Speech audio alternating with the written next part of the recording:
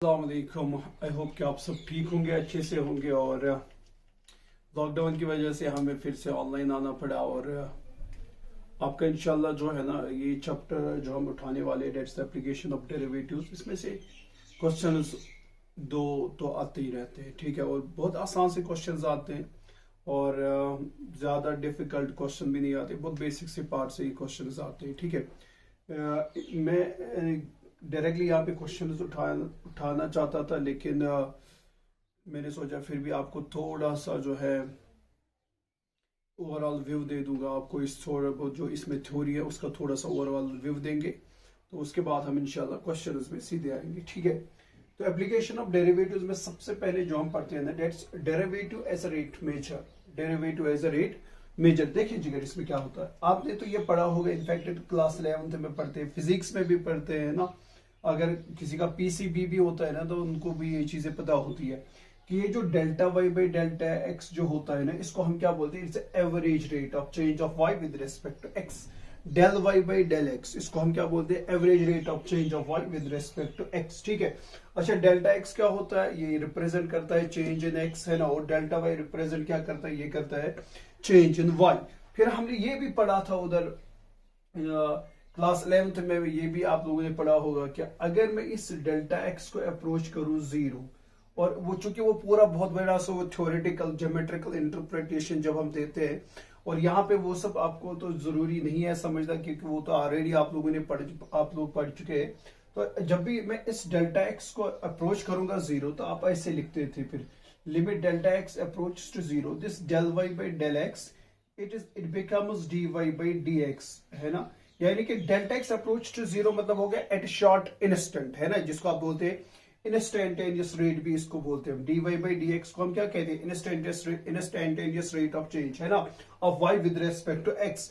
लेकिन ये जब हम किसी शॉर्ट इंस्टेंट पे करते हैं, means when your delta x approach to zero, limit delta x approach to zero, this del Y by del X becomes D Y by D x, है ना। तो ये बस सिंपल सा एक ये था जो मुझे आप लोगों को बताना था। The next thing is the errors and the approximations। अब यहाँ पे आप देखिए, जब डेल्टा एक्स अप्रोच करता है ना जीरो, जब डेल्टा एक्स अप्रोच करता है जीरो, तो हम क्या लिखते हैं कि limit delta x approach to zero, तो हमारा del Y by del x क्या बन जाता है, ये बन जाता है d Y by D x, है ना, ये बन जाता है हमारा इंस्टेंटेनियस रेट। लेकिन अगर मैं यहाँ पे लिखूं कि if delta x is small, if delta x is what, if delta x is small, तब क्या होता है, मैं if delta x not approach to zero, मैं यहाँ पे क्या लिख रहा हूँ, if delta x is small, then याद रखिए तब delta Y by delta x जो है ना, अप्रोक्सीमेटली इक्वल किसके बराबर होता है, d Y by D x. तो यहां से आपको एक चीज मिलेगी, दिस डेल्टा वाई। अगर आप यहाँ पे डेल्टा वाई निकालना चाहेंगे तो ये इस साइड जाएगा, तो you will get d Y by D x into delta x, and this formula is very important, that delta y is equal to dy by dx into what, delta x। अब देखिए, अगर आपको अब errors and approximations, अगर आपके पास कोई question आ गया इस पे तो जो आपको निकालना होगा एब्सोल्यूट एरर, तो आप एब्सोल्यूट एरर सिर्फ निकालेंगे डेल्टा y। इस डेल्टा y को हम क्या कहेंगे, एब्सोल्यूट एरर, और वो तो आप इससे निकाल सकते हैं। अगर रिलेटिव एरर आपको क्वेश्चन में गिवन होगा, you will find delta y by y, ठीक है। अगर आपके पास परसेंटेज एरर निकालना होगा, तो you will get delta Y by y into 100, ठीक है। इसी तरीके से अगर एक्स में निकालना होगा, तो यहाँ पे आप लिखेंगे फिर डेल्टा एक्स, यहाँ पे आप लिखेंगे डेल एक्स बाई एक्स, है ना, तो यहाँ पे आप लिखेंगे del x by x into 100, ठीक है। तो डेल्टा वाई इसको कहेंगे एब्सोल्यूट एरर, और डेल वाई बाई वाई इसको कहेंगे हम रिलेटिव एरर, और del Y by y into 100 इसको आप क्या कहेंगे, परसेंटेज एरर, ठीक है। एक और चीज मुझे यहाँ पे याद आती है कि आपने जब आपके पास क्वेश्चन होते हैं ना जिगर, क्वेश्चन जब आपके पास आते हैं ना, तो आपको कुछ चीजें क्वेश्चंस में कुछ चीजें ऐसी होती है जिनसे आपको सीधे पता चल जाता है कि what's given in the question, and this is the beauty of this AOD, है ना। वो ये है, मान लो अगर मैं ऐसे दूं कि मेरे पास कोई क्वेश्चन गिवन है, और उस क्वेश्चन में ये चीज गिवन है 10 क्यूबिक सेंटीमीटर पर सेकेंड, है ना, 10 क्यूबिक सेंटीमीटर पर सेकंड, कोई क्वेश्चन है उसमें मुझे ये चीज गिवन है 10 क्यूबिक सेंटीमीटर पर सेकंड। कोई मुझे बता सकता है कि what actually is given in the question, इससे आपको क्या पता चल जाता है, इससे आपको क्या पता चल जाता है कि क्या चीज गिवन है। शाबाश शाबाश शाबाश शाबाश। मतलब कोई एक रेट है, रेट ऑफ चेंज, जिसमें हमें रेट गिवन है 10 क्यूबिक सेंटीमीटर पर सेकंड है। तो इस जो यूनिट होते हैं ना, ये यूनिट्स, इससे भी आपको पता चल जाता है कि कौन सी चीज आपके पास गिवन है। देखो, cubic centimetre mean is the volume, है ना, और second mean is the time. Mean आपको ये चीज गिवन है कि dv/dt इज इक्वल टू 10, तो ये आपको इनसे भी पता चल जाता है। whenever you will see a cubic centimeter per second, है ना। इसी तरीके से अगर किसी क्वेश्चन में कोई चीज गिवन होगी फास्ट, है ना, फास्ट का मतलब क्या होगा कि विद रिस्पेक्ट टू टाइम चीज ही गिवन है ना। तो ये छोटी छोटी चीजें जो है ना, यूनिट से भी हमें कुछ चीजें पता चल जाती है कि क्वेश्चन में क्या चीज गिवन है, ठीक है। तो this was your the errors and approximations. The next topic जो आपके पास इसके बाद जो है ना, जो हम लोग पढ़ते हैं, डेट्स द कि हमारी जो फंक्शन है, whether the function is increasing और decreasing, whether the function is increasing और डिक्रीजिंग। तो उसके लिए मैं अभी इसको रब कर लेता हूं, मैं आपको इंशाल्लाह उसके बारे में हम पढ़ेंगे व्हाट्स। तो उसके लिए जो है ना, इंक्रीजिंग और डिक्रीजिंग फंक्शन के लिए आपको याद होगा कि जो आप लोग पढ़ते हैं द डेरिवेटिव टेस्ट, है ना, कि अगर एफ डैश ऑफ एक्स, आपके पास कोई फंक्शन एफ ऑफ एक्स है ना, आपके पास कोई फंक्शन एफ ऑफ एक्स है, मैं बोलूंगा बताइए इंक्रीजिंग है कि डिक्रीजिंग है। आप सिंपली क्या निकालते हैं, F dash of x. If F dash of x is greater than 0, हम कहेंगे द फंक्शन इज इंक्रीजिंग। अगर आपका एफ डैश ऑफ एक्स क्या आ गया, लेस देन 0, हम कहेंगे द फंक्शन इज डिक्रीजिंग। बस इसी टेस्ट को हम क्या बोलते हैं, फर्स्ट डेरिवेटिव टेस्ट। इसी को हम क्या कहते हैं, फर्स्ट डेरिवेटिव टेस्ट। किसी फंक्शन को ये चेक करना है whether the function is increasing और decreasing, simply find the derivative. If the derivative, अगर एफ डैश ऑफ एक्स आ गया ग्रेटर देन 0 तो फंक्शन इज इंक्रीजिंग, अगर एफ डैश ऑफ एक्स आ गया लेस देन 0 तो फंक्शन इज व्हाट, डिक्रीजिंग। इसके बारे में थोड़ा सा और बता दूंगा मैं आपको। देखिए, मैंने आपको यही चीज कहा, कोई फंक्शन है, अगर इसको आपको चेक करना है whether the function is increasing और डिक्रीजिंग, तो आप करेंगे फर्स्ट डेरिवेटिव टेस्ट। क्या करेंगे, फर्स्ट डेरिवेटिव टेस्ट। उसके लिए आपको क्या करना है, ये जो फंक्शन है इसका डेरिवेटिव आप निकालेंगे। अगर ये आ गया क्या, अगर एफ डैश एक्स आ गया ग्रेटर देन 0 तो हम कहेंगे फंक्शन इज इंक्रीजिंग, है ना। अगर ये लेस देन 0 आ गया तो हम कहेंगे फंक्शन इज डिक्रीजिंग। अब इसमें एक इंपॉर्टेंट सा पॉइंट है, सबसे इंपॉर्टेंट पॉइंट ये है कि अगर किसी पॉइंट पे आपका एफ डैश एक्स आ गया 0, अगर किसी पॉइंट पे आपका एफ डैश ऑफ एक्स आ गया 0, तो उस पॉइंट को हम कहेंगे क्रिटिकल पॉइंट। क्या कहेंगे, क्रिटिकल पॉइंट, या उसका दूसरा नाम है stationary point.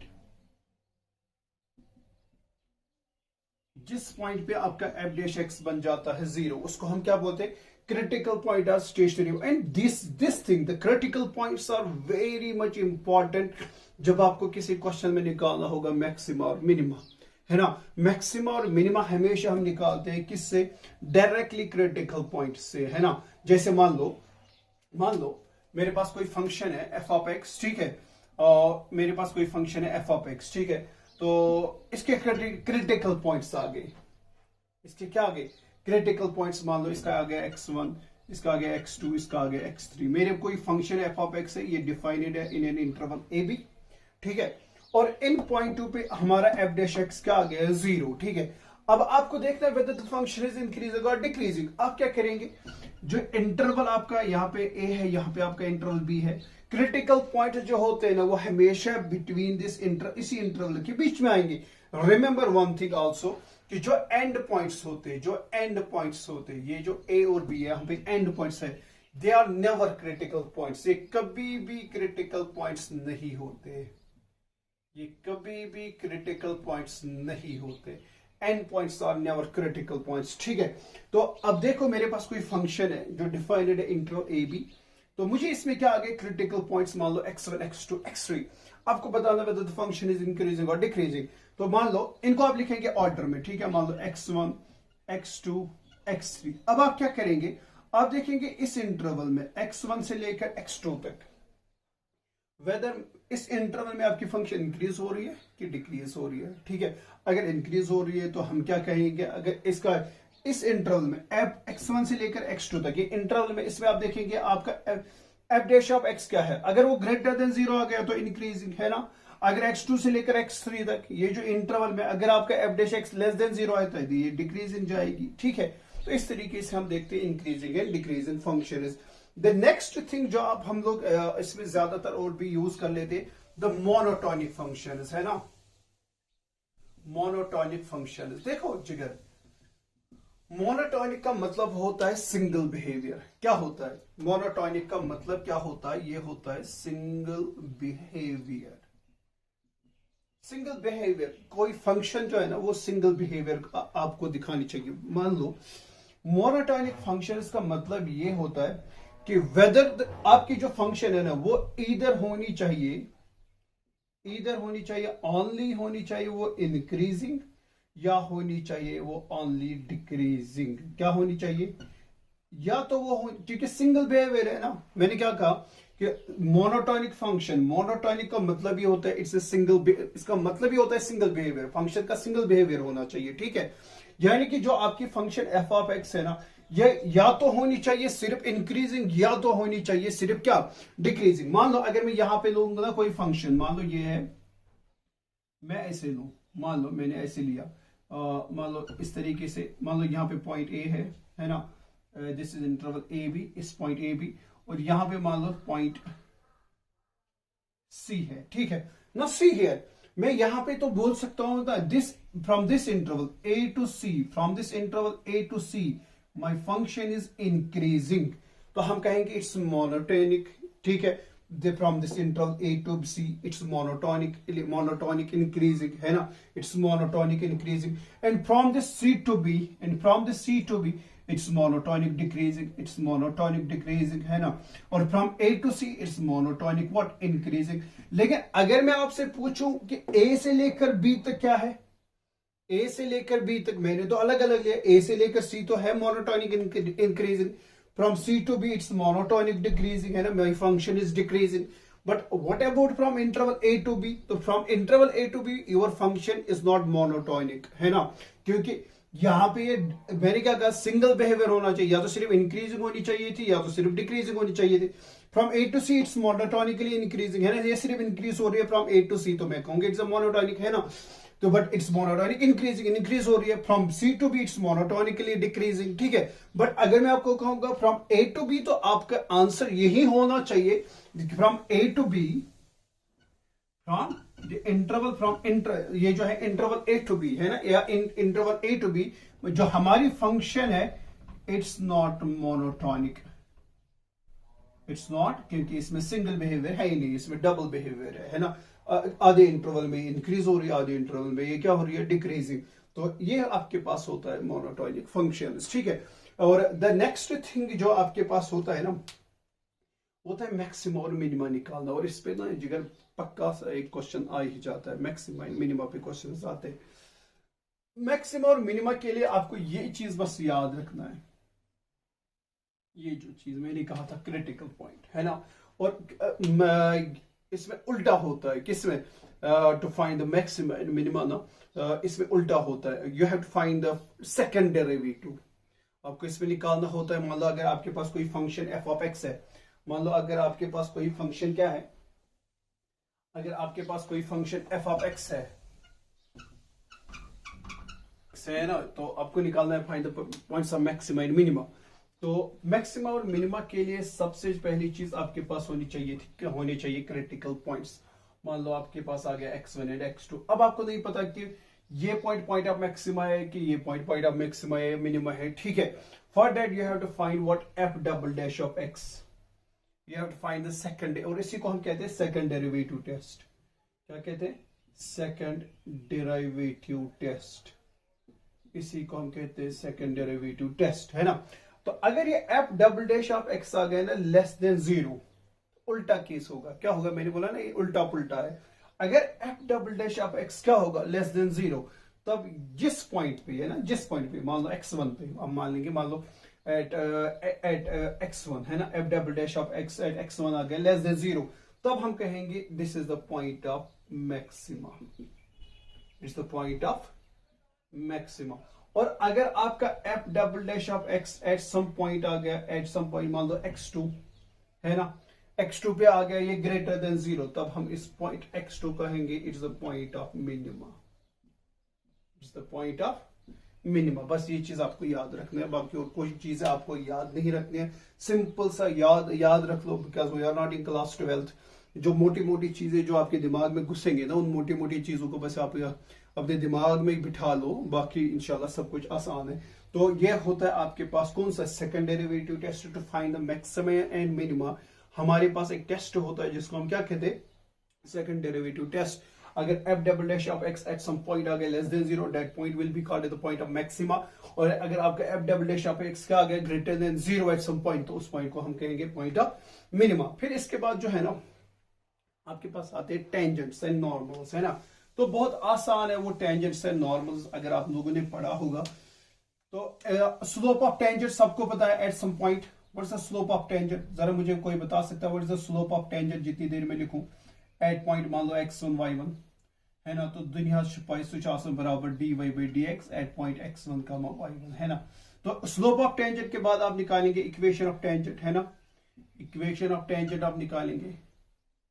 Equation of tangent क्या होती है फिर, what's the equation of tangent, y minus शाबाश y minus y1 is equal slope at that point. Slope क्या होता है dy by dx at point x1 y1, है ना। अगर मैं बोलूंगा equation of tangent at x1 y1 निकाल दो, है ना। तो आप लिखेंगे y minus y1 is equal to x1 y1, है ना। आप निकालेंगे equation of tangent at x1 y1, तो निकालेंगे y minus y1 is equal to slope of the tangent. Slope of tangent तो मैंने ऊपर लिखा है dy by dx at that point, है ना, इनटू x माइनस x1। ये होता है स्लोप ऑफ टेंजेंट। इसी तरीके से अगर कोई मुझे बोल सकता है what's the slope of normal, what's the slope of normal, होता है -1 upon dy by dx, -1 upon dy by dx at point x1 y1, है ना। तो फिर इक्वेशन ऑफ टेंजेंट क्या बनेगी, इक्वेशन ऑफ नॉर्मल क्या बनेगी, equation of normal at x1 y1 क्या बनेगा, शाबाश, एट x1 y1 क्या बनेगा, वो यही बनेगा y minus y1 is equal the slope of the normal. What's the slope of normal, -1 upon dy by dx into x minus x1, ठीक है। तो ये मोटी मोटी चीजें आप अब तब तक कॉपी करेंगे, उसके बाद हम आगे चलेंगे।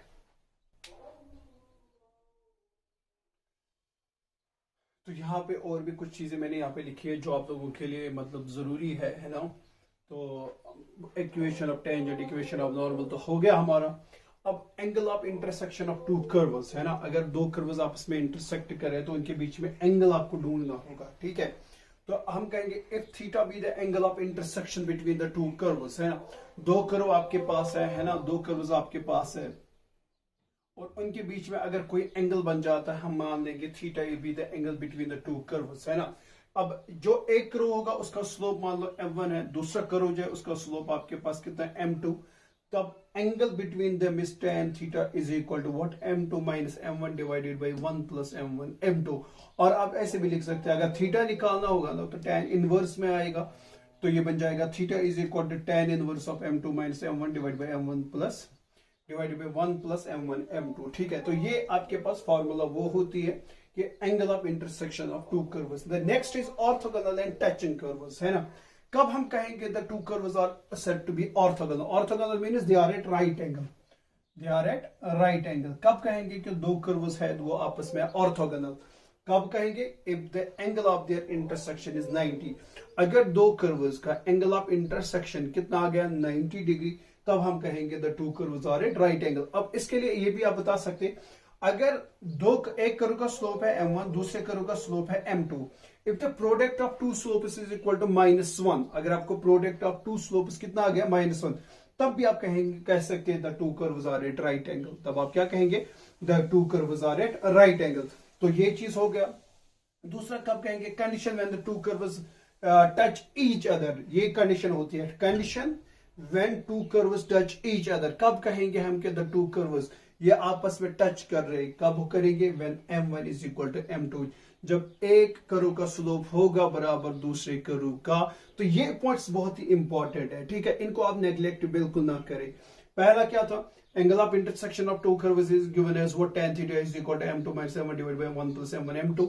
दूसरा ऑर्थोगोनल एंड टचिंग कर्व्स, कब हम कहेंगे the two curves are said to be orthogonal means they are at right angle if the angle between them is 90 degree, है ना। या ये भी बोल सकते हैं अगर आपके पास एक कर्व का स्लोप है m1, दूसरे कर्व का स्लोप है m2, तो आप उन दोनों स्लोप्स का प्रोडक्ट कर रहे हो और वो आ गया -1, तो हम कहेंगे the two curves are at right angle, the two curves are at. और दूसरी कंडीशन, तीसरी कंडीशन जो मैंने आपको लिखवाई, कब कहेंगे हम when the two curves touch each other, कब कहेंगे, जब एक का स्लोप दूसरे के बराबर होगा, when m1 will be equal to what, m2। तो इंशाल्लाह ये चीजें मेरे लिए, मुझे लगता है कि काफी ये चीजें हैं जो आपके लिए जरूरी मुझे बताना था, ठीक है।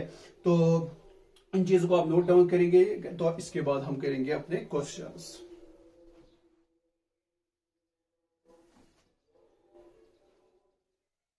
यहाँ पे मैंने स्टार्ट किया एक आसान से क्वेश्चन का, और मैं उम्मीद करता हूं कि इस क्वेश्चन को पढ़ने के बाद आप इसका सोल्यूशन खुद दे देंगे। उससे पहले कि मैं सोल्यूशन दूं ना, तो मैं चाहूंगा कि आप इसको फटाफट करें, है ना। क्वेश्चन है, एक पार्टिकल है, it starts moving from a fixed point, एक फिक्स्ड पॉइंट पे एक पार्टिकल है, it starts moving in a fixed direction, है ना।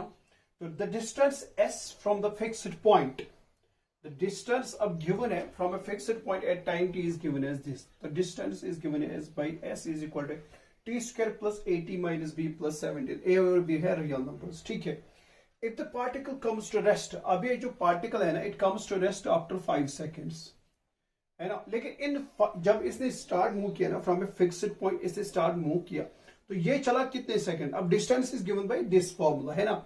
जब इसने मूव किया ना, तो ये चला, this particle comes to rest after 5 seconds, और इन 5 सेकंडों में इसने कितने यूनिट्स निकाले, 25 units from the fixed point, है ना। Then the values of a and b are what, अब कुछ बताना है कि ए और बी के वैल्यूज क्या होगा। ए का वैल्यू पहला डिनोट करता है, बी का वैल्यू सेकंड डिनोट करता है ना। देखिए जिगर, आसान सा क्वेश्चन है, जितना बड़ा क्वेश्चन है ना उससे छोटा इसका आंसर ही है। Distance is given as t square plus 80 minus b plus 17, है ना। जरा इसको ds बाई डी टी लिखा लिया। अब ds बाई डी टी का मतलब होता है वेलोसिटी, है ना।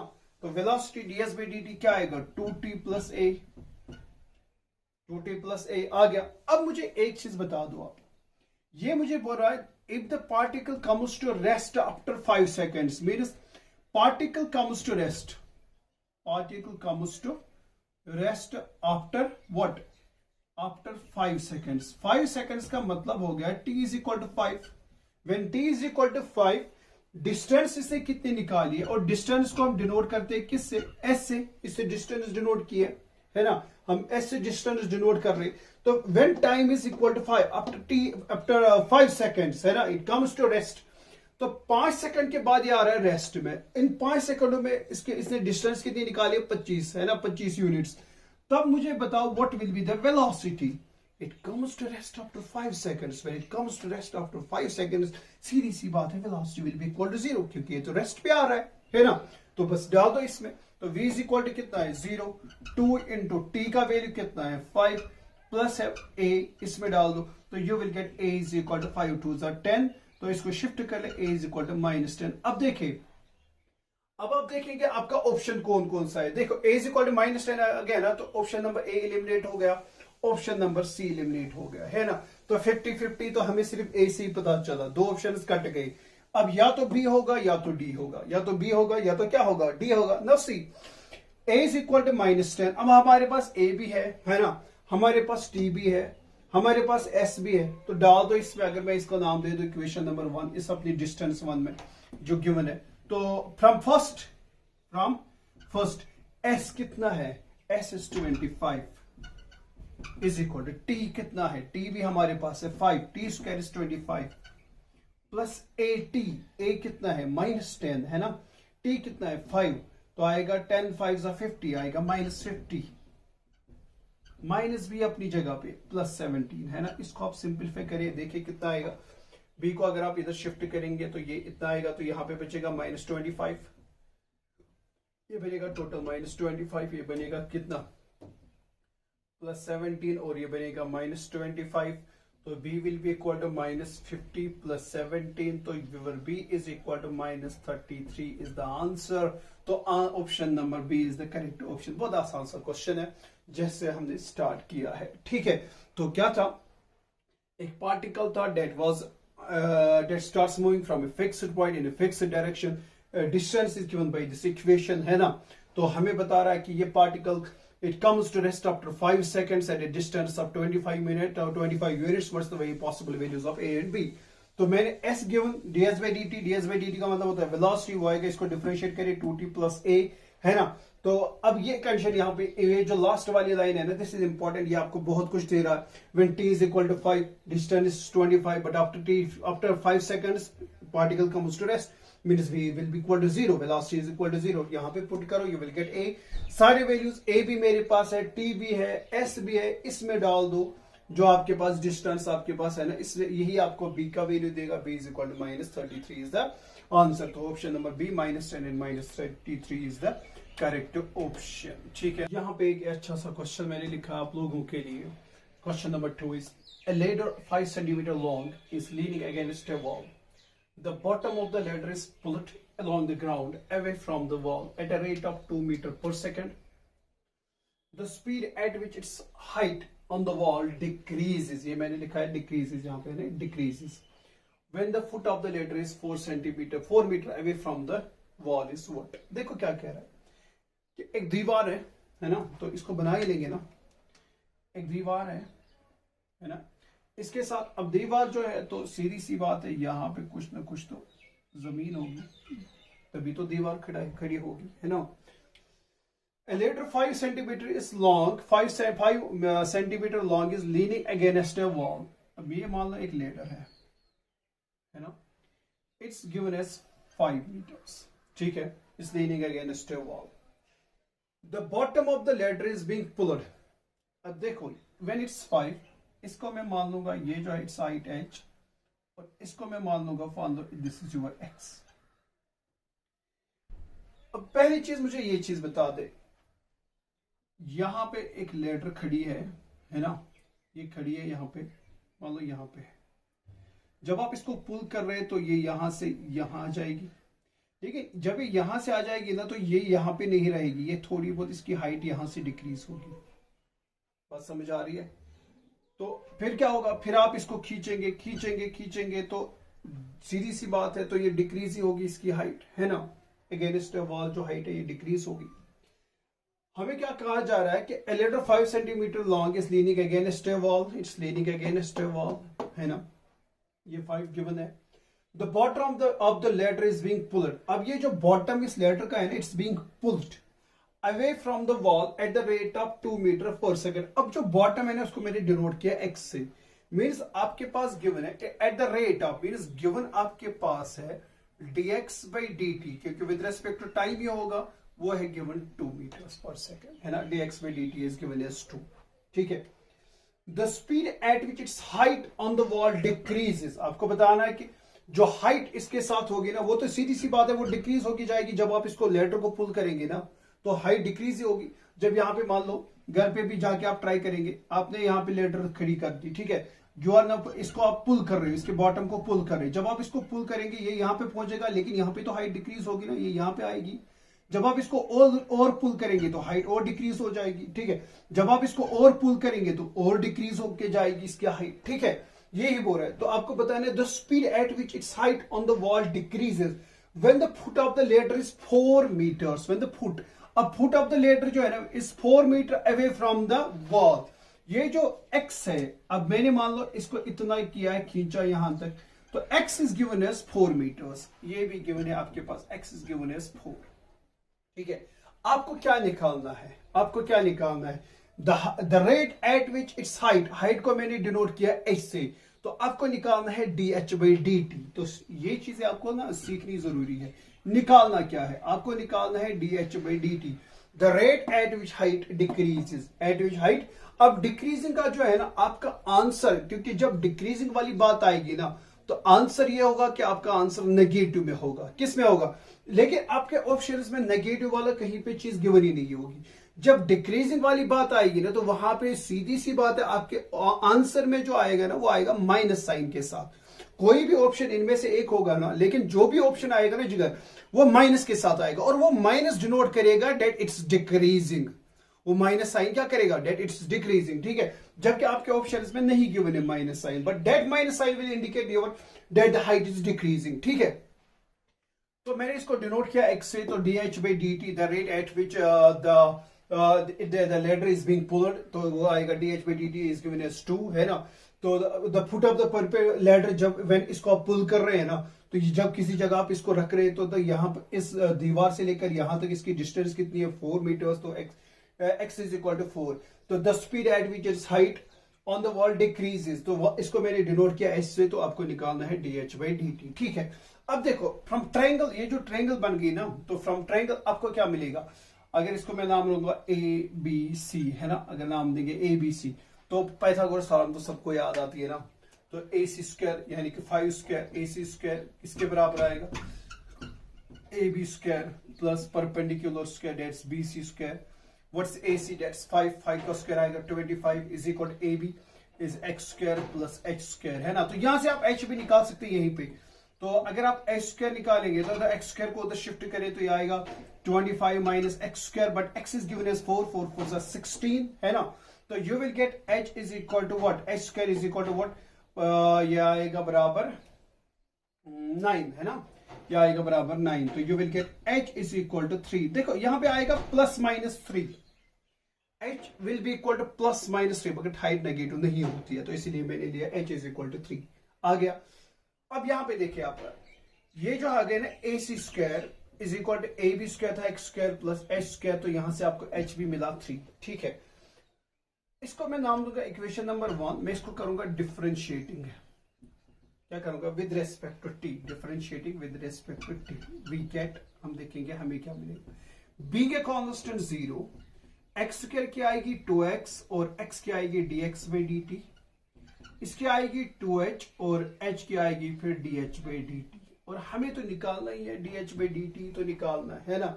आधे से 85% तो क्वेश्चन सॉल्व हो गया। देखो 2 दोनों जगह है, कैंसिल कर दो, तो you will get x dh by dt, इसको शिफ्ट अगर आप करेंगे ना तो ये आएगा minus x dh by dt is equal to क्या बचेगा, h dh by dt, और मुझे चाहिए dh by dt, है ना, तो dh by dt किसके बराबर आएगा, तो ये h इसको डिवाइड होगा तो ये बनेगा minus x by H,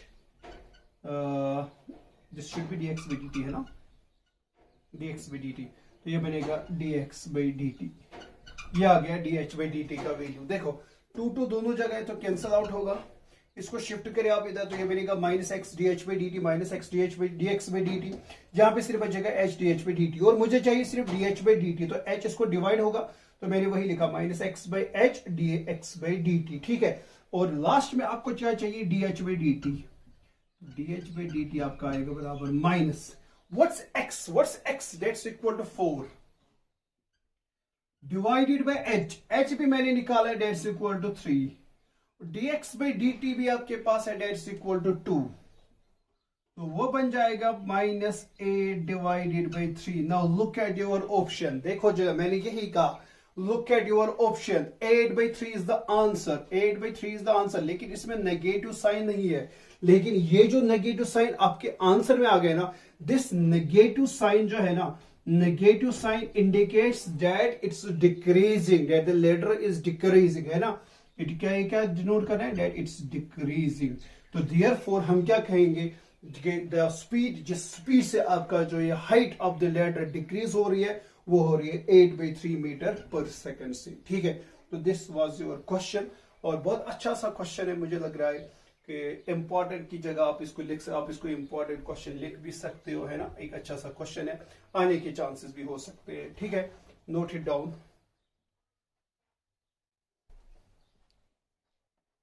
Method is this: the volume of a sphere is increasing. The volume of a sphere is increasing at the rate of 1200 cubic centimeter per second.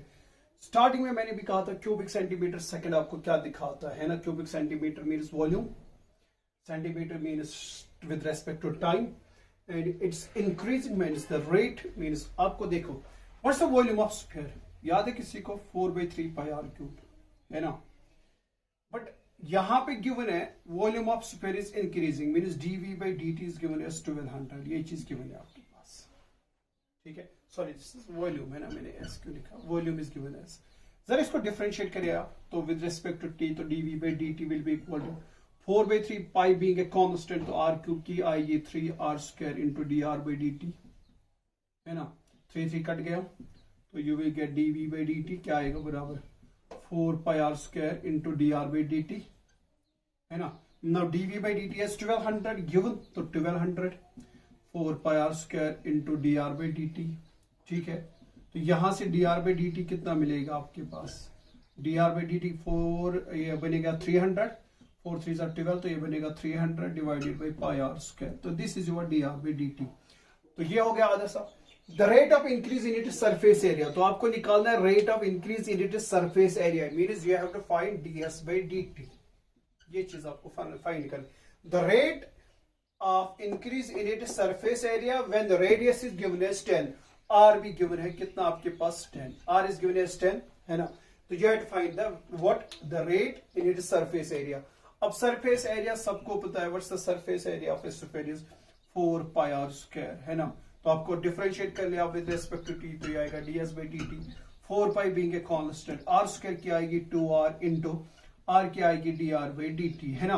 तो वो क्या बनेगा 4 2 8 pi r into dr by d t पहले निकाल चुका हूं मैं 300 upon pi r square, है ना। पाई पाई कट गया, आर और एक आर कट गया, तो ये बनेगा 800 8 3 24 डिवाइडेड बाई सिर्फ एक आर बचेगा, तो आएगा 2400 divided by r is given as 10, 100 cut गया, तो 240 square centimetre per second is the answer. तो 240 square centimetre per second is the answer. बहुत आसान, बस आपको वॉल्यूम ऑफ स्पेस सबको पता है भाई, डीवी वो होता है बराबर 4/3 पाई आर क्यूब, है ना। is increasing at the rate of 12 cubic centimeter per second. Cubic centimeter means dv by dt is given as 1200, है ना। तो v is given, इसको डिफरेंशिएट करें विद रिस्पेक्ट टू t, तो v क्या आएगी dv by dt, 4/3 b के constant, r cube क्या आएगी 3r square into dr by dt, तो dv by dt यहाँ पे 3 कट गया, तो 4 पाई dr by dt, यहाँ पे dv by dt का वैल्यू डाल दो 1200 4 पाई r square into dr by dt, तो dr by dt का वैल्यू आएगा 300, ये 4 इसको डिवाइड होगा ना, ये पूरी टर्म इसको डिवाइड होगी, तो ये बनेगा 4 3 12 0 300 divide by pi r square. आपको निकालना है the rate of increase in surface area, तो surface area of a sphere is given as 4 pi r square.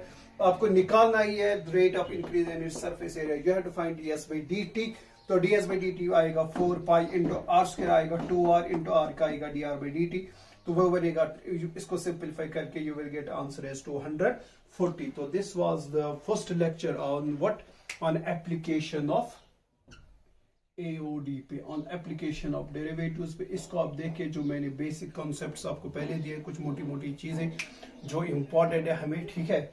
और प्लस अब सिलसिला शुरू हुआ क्वेश्चन का, आज हमने क्वेश्चन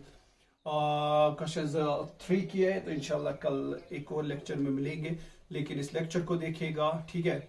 और कहीं भी कोई डाउट है तो आप मुझे पूछ सकते हैं मेरे व्हाट्सएप नंबर पे। तब तक के लिए खुदा हाफिज।